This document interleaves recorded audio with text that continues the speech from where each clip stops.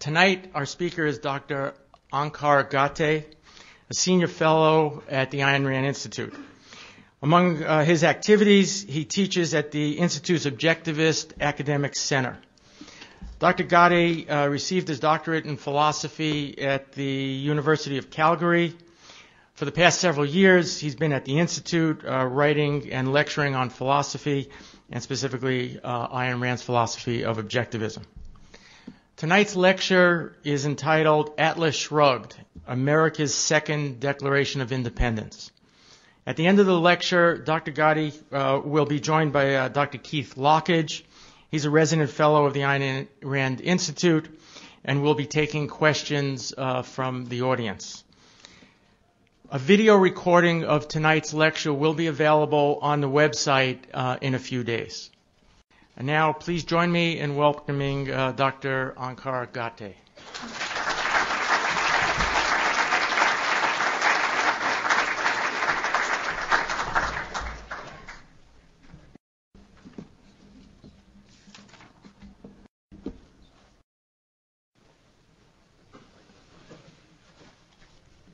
Let me just make sure again I can be heard at the back.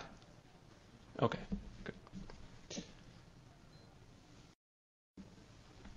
So let's begin. The Ayn Rand Institute's mission is no doubt an ambitious one.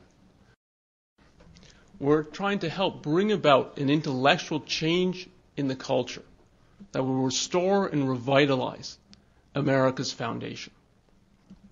And perhaps our most important activity in this regard is to get Ayn Rand's novels into the hands of Americans. And the most vital of her novels to get into their hands is Atlas Shrugged. Now why? Why do we believe that the foundation of America needs restoring? And what does a novel, a work of fiction, have to do with anything, much less with the course of a culture and the fate of a nation? Now these are the questions I'm going to try to answer tonight. My focus is not going to be on the novels, on the details of the novel's story. And I'm going to try to avoid as many plot spoilers as I can for those who have not yet read the novel. My focus is going to be on Atlas Shrugged's cultural importance.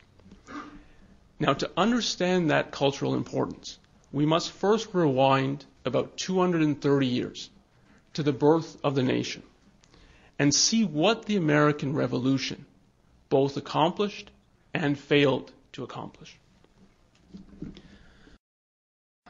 It's easy to forget how radically new an idea America is. The Founding Fathers invented a new form of government.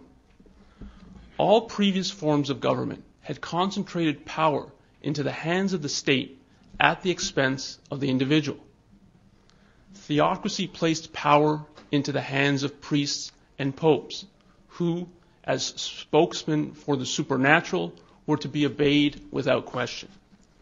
Monarchy placed power into the hands of a king or a queen, whose subjects lived and died by the ruler's edicts. Aristocracy placed power into the hands of a hereditary elite, who trampled on members of the lower classes. Democracy placed power into the hands of the majority, who could do whatever they wished to the minority. In all these systems, recalcitrant individuals were dealt with in the same way. They were greeted with the instruments of physical compulsion, with imprisonment, torture, death. The priests placed Galileo under house arrest and burned Bruno at the stake. The king beheaded Thomas More. The aristocrats trampled upon the individual peasants en masse, sometimes so that literally they could bathe in the peasants' blood. The Athenian democracy ordered Socrates to drink hemlock. To all such outrages, the Founding Fathers said, no more. They devised a political system that placed power into the hands of the individual at the expense of the state. The individual, they declared, possesses the inalienable rights to life, liberty, and the pursuit of happiness. The government does not stand above the individual as his master.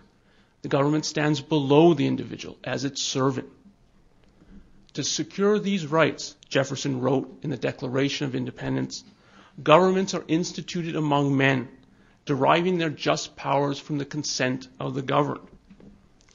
And if a government trespasses on the rights of the individual, quote, it is the right of the people to alter or to abolish it, and to institute new government, close quote. Now in the Declaration, the Founding Fathers were of course declaring independence from Great Britain. But more deeply, they were declaring independence from priests and from kings, from aristocrats and from the will of the majority. They were creating a sanctuary for individuals with unbowed minds, for the Galileos and the Socrates of the world, who were now to meet with a different fate. Now, what motivated the Founding Fathers to take the incredibly dangerous action of creating a new country? Why did they risk their lives, their fortunes, and their sacred honor? The key to understanding the Founding Fathers' motivation is that they were this worldly, fact-based idealists. As students of the Enlightenment, of Europe's Age of Reason, the Founding Fathers believed in the perfectibility of man. If man unfailingly uses his rational mind, and if he carefully studies and formulates the methods by which, in fact, human values and prosperity are achieved, then perfection, they held, here on earth was possible to man. This is precisely what the Founding Fathers did with respect to the subject of government. They painstakingly studied the forms and the history of governments in order to define a perfect method of governance. The result was the Constitution of the United States, along with its system of checks and balances, which were designed to prevent the emergence of any absolute power. Now, to most British subjects, British rule was good, which comparatively speaking to the rest of the world, it was. And it was good enough. But to the Founding Fathers, good was not good enough. As idealists, they sought perfection. And when they saw the possibility for action, therefore they rebelled, when few other men would have done so. Now, to burn with this type of idealism requires a profound self-esteem. It requires a spirit that wants to see perfection made real for itself and in its own life. Genuine self-esteem, not the we're all okay variety, is an earned esteem of one's own soul. It is the conviction that you are deserving of success and happiness because you are continually working to achieve these. If you wonder about the imposing stature of the Founding Fathers, of men like Washington and Jefferson, this is the key. They were men of genuine self-esteem, men who took the perfection of their own lives, mind, character, and happiness with the utmost seriousness. They were abstract thinkers and doers, men of wide and constantly expanding erudition, who were also lawyers, farmers, printers, business owners, architects, and inventors.